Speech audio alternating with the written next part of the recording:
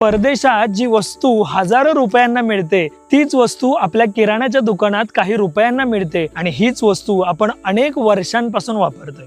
आयुर्वेदानुसार रसाने, आंबट, तुरट, गोड, प्रकृतीने थंड, पाणी स्वच्छ करण्यासाठी, घामाचा वास जाण्यासाठी, त्वचेवर येणारे पुरळ आणि खाज कमी करण्यासाठी, रक्त थांबवण्यासाठी, सूज कमी करण्यासाठी, तोंडाला येणारा दुर्गंध घालवण्यासाठी जी वस्तू आपण गेली अनेक वर्ष वापरतोय तीच वस्तू परदेशात हजारो रुपयांना मिळते, मात्र आपण त्याचा काहीच उपयोग करत नाही। तुमच्यापैकी अनेक जण हे नक्की वापरत असणार। मी गेली अनेक वर्ष साबणाऐवजी याचाच वापर करतोय, ज्याला हिंदीमध्ये फिटकरी, इंग्रजीमध्ये ॲलम, मराठीमध्ये तुरटी आणि संस्कृतमध्ये स्फटिका असं म्हणतात। या तुरटीचं पाणी बनवा, त्याच्यामध्ये तुम्हाला हवा तो सुगंध टाका आणि यानेच अंघोळ करा आणि आपल्या घरामध्ये असणारा केमिकल युक्त साबण पहिल्यांदा फेकून द्या।